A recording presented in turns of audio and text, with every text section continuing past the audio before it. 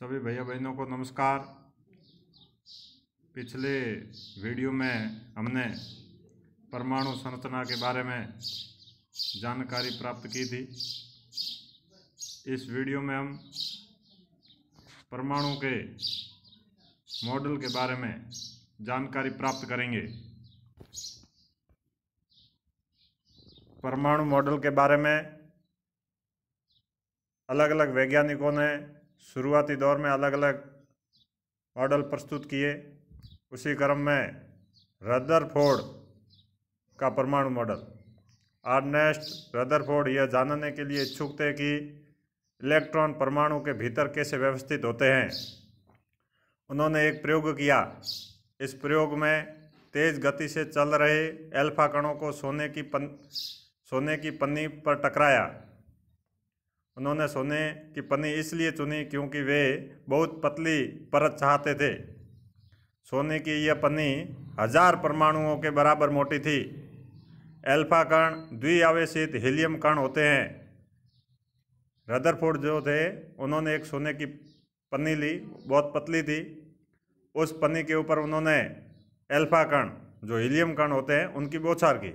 अतः ये धन आवेशित होते हैं। हीलियम कण जो होते हैं ये धन आवेशित होते हैं। चूँकि इनका द्रव्यमान है वो 4 यूनिफाइड होता है, इसलिए तीव्र गति से चल रहे इन अल्फा कणों में पर्याप्त ऊर्जा होती है। ये सभी गुण थे अल्फा कणों में, इसलिए उन्होंने इनका उपयोग किया। यह अनुमान था कि अल्फा कण सोने के परमाणुओं में विद्यमान अपरमाणु कणों के द्वारा विक्षेपित होंगे। उनको ये प्रयोग से पहले ये अनुमान था कि जैसे ही अपन हीलियम कण वो सोने की पन्नी पर टकराएंगे और उससे विक्षेपित होंगे। चूँकि अल्फा कण प्रोटॉन से बहुत अधिक भारी होते हैं, इसलिए उन्होंने उनके अधिक विक्षेपण की आशा नहीं की थी। लेकिन अल्फा कण प्रकीर्णन प्रयोग ने आशा के बिल्कुल विपरीत परिणाम दिए। अब परिणाम क्या थे? परिणाम ये थे कि तेज गति से चल रहे अधिकतर अल्फा कण सोने की पन्नी से सीधे निकल गए। जैसे ही उस सोने की पन्नी के ऊपर हीलियम कण की बौछार की तो अधिकांश अल्फा कण है वो सीधे निकल गए। कुछ अल्फा कण पन्नी के द्वारा बहुत छोटे कणों से विक्षेपित हुए। कुछ ऐसे कण थे जिन्होंने अपनी दिशा में परिवर्तन किया। आश्चर्यजनक रूप से प्रत्येक 12,000 कणों में से एक कण वापस आ गया। रदरफोर्ड के अनुसार यह परिणाम उसी प्रकार अविश्वसनीय था जैसे अगर हम एक 15 इंच के तोप के गोले को टिश्यू पेपर के टुकड़े पर मारते हैं और वह लौटकर आपको ही चोट पहुंचाता है। ये जो 3 परिणाम थे उस आधार पर उन्होंने कुछ निष्कर्ष भी निकाला। जैसे ये चित्र में दिखाया गया है, इस प्रकार से सोने की एक पन्नी थी और उसके ऊपर अल्फा कणों की बौछार की गई। अधिकांश कण सीधे निकल गए और कुछ जो कण थे उनकी दिशा में परिवर्तन हो गया और 12,000 कण में से एक कण ऐसा था जो वापस लौट कर आया। इस प्रयोग के निष्कर्ष को समझने के लिए खुले मैदान में क्रियाकलाप भी अपन कर सकते हैं।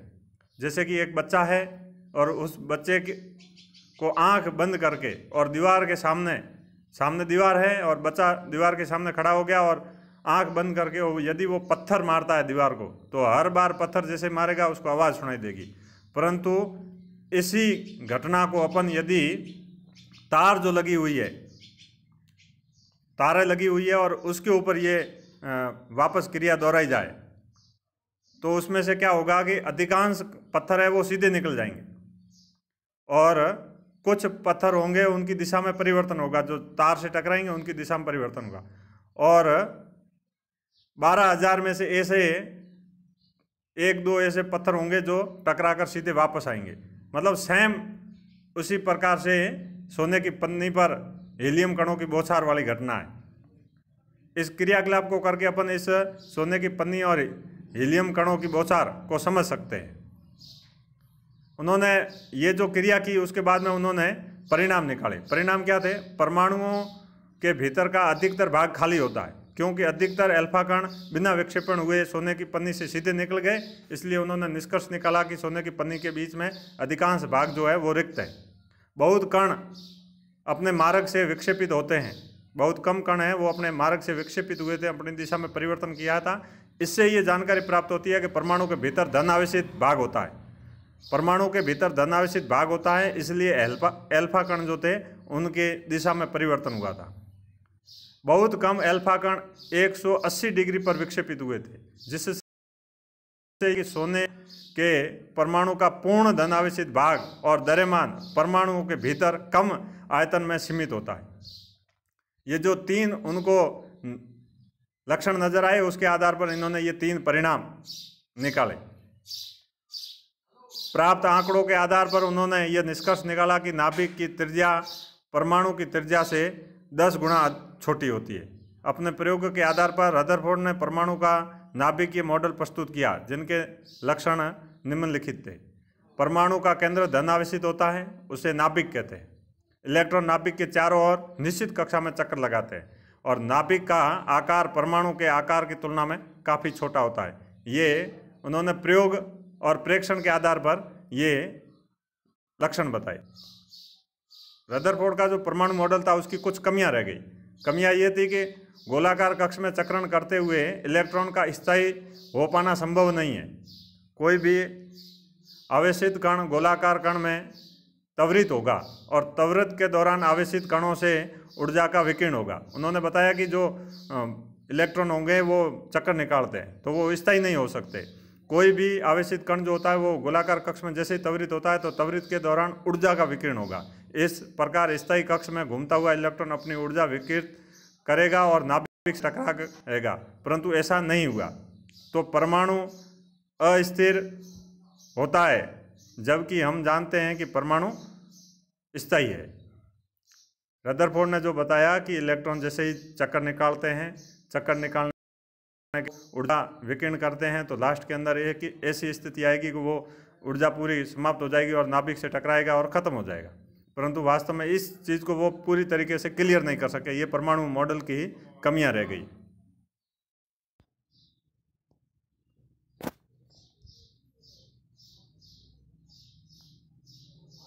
अगले नील्स बोर एक वैज्ञानिक हुए। उन्होंने रदरफोर्ड मॉडल की जो कमियां थी उनको दूर करने का प्रयास किया, जिसको बोर का परमाणुक मॉडल कहते हैं। रदरफोर्ड के परमाणु मॉडल में उठी आपत्तियों को दूर करने के लिए नील्स बोर ने परमाणुओं की संरचना के बारे में निम्नलिखित अवधारणाएं दी। उनकी अवधारणा में 2 बिंदु थे। इलेक्ट्रॉन केवल कुछ निश्चित कक्षा में ही चक्कर लगा सकता है, जिन्हें इलेक्ट्रॉन की विविक्त कक्षाएं कहते हैं। नील्स बोर ने बताया कि इलेक्ट्रॉन जो होते हैं वो निश्चित कक्षाओं के अंदर चक्कर लगाते रहते हैं और उन कक्षाओं जब इलेक्ट्रॉन इस विविक्त कक्षा में चक्कर लगाते हैं तो उनकी ऊर्जा का विकिरण नहीं होता है, यानी ऊर्जा खर्च नहीं होती है। इस प्रकार से नाभिक होती है, नाभिक के चारों कक्षाएं होती हैं, जिसको पहली कक्षा को K, L, M, N इस प्रकार से कहा जाता है। कक्षाओं के अंदर इलेक्ट्रॉन जो होते हैं वो अपनी निश्चित कक्षाओं में, जैसे सूर्य के चारों ओर ग्रह चक्कर लगाते हैं, इसी प्रकार से ये इलेक्ट्रॉन भी चारों ओर चक्राते रहते हैं नाभिक के। कुछ अभ्यास प्रश्न हैं, वो अपनी अभ्यास पुस्तिका में करने हैं।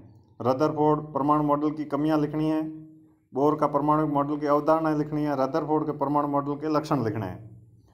और नील्स बोर ये रदरफोर्ड की जीवनी संक्षिप्त में दे रखी है, इसको भी थोड़ा ध्यान करना है।